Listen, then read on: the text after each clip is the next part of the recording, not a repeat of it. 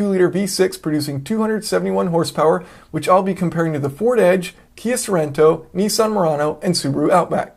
Starting with the drawbacks, the Jeep offers mediocre fuel economy and had significantly less cargo space than the other models tested.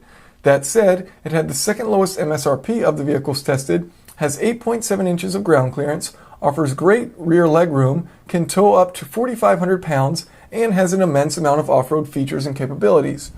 So, checking for visibility. Out the front, not bad. To the sides, good. Looking out the rear, actually pretty good visibility. Looking out the back. The engine does apparently have start-stop, as it has shut off while I came to a stop. We've got these different driving modes here. So we've got auto, snow, sport, sand, mud, and rock. Let's see if we can put this in sport. We'll leave it in that. Pretty functional interior, everything pretty intuitive, not too many buttons to look at. You've got a good amount of control here on the steering wheel, so your audio as well as your cruise control. You also have buttons on the other side of the steering wheel. Center console displays your speedometer, as well as you do have these two gauges on the left and right, coolant temperature, and then you've got automatic windows up front, defrost on your mirrors. Actually, the interior in this is pretty nice. These leather seats, comfortable, good amount of cushion to them. Large center console here, and you can store all kinds of different stuff in that. Okay, quick acceleration pull in the Jeep Cherokee Trailhawk. Ahead of us you can see the Renegade Trailhawk.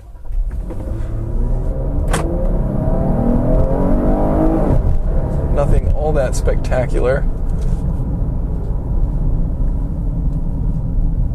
but decent torque delivery throughout. We will test out this rear view camera. Nice large screen, even though the resolution isn't too great. And we want to back up to our friend Herman the dinosaur. What's up, Herman? Oh, perfectly done. Maybe just give that. Okay. Do you think I got it? Yeah, we'll get out of here. Go do the slalom test.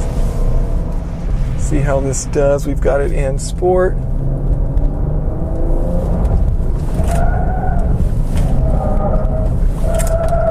Good amount of understeer. Slides around, going down slow.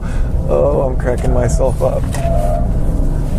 And get up to 40 for this brake test. And the pedal feel feels pretty good, right around 50 feet. You do get interference from the ABS, but it didn't seem to vibrate the pedal all that much, which is good. Some of these cars, it gets a bit strange. And that is the end of the test.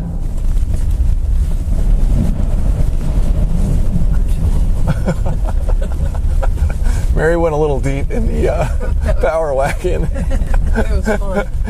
It was.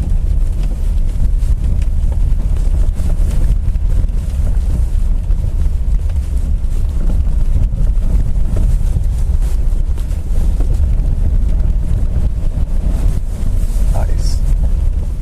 This one is much more maneuverable. Yeah, you don't feel like you're going to just sideswipe the trees and take off some bark and some paint. The Power Wagon is pretty tight. It was.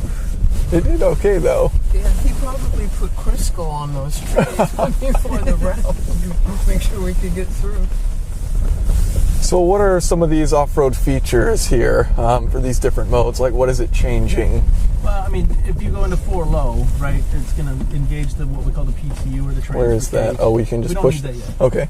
When we get up there, we do. So right now, you're just in all-wheel drive. Yeah. Right. There's a select train knob, which is going to you could put it into a sport mode, which is going to make the shifts a little bit more abrupt. It's going to change throttle calibrations. It's going to back up the stability program a bit. If you're in the snow mode or the rock mode, again, it's going to adjust. Let me go left. I'm coming behind him. So go ahead. We'll stop here. Okay. Put it neutral. Hit 4 low. So you're engaging basically the transfer case. Go ahead and hit the rear locker, Okay. and it's a legitimate rear locker. It's not using traction control. Awesome. I mean, it's an electronic locker that's activated. No, that's great. Now, if back into drive now. Okay. The reality is, like in snow, if you're in snow, you don't want to start in first gear. You want to basically, you want Right. less Ease torque. onto it. Yeah. So it's going to start you in second gear. Sport, again, it's going to be more aggressive. That's for a fun drive. Sand and mud, you need to maintain momentum, and so it's going to back off stability program. It's going to allow you to throw the car around a little bit more because you need to maintain that momentum. And rock, you don't want any slippage on rock, right? So Right. what it's going to do there is make the stability programs and the traction control, super sensitive. Okay. Let's go ahead and go up.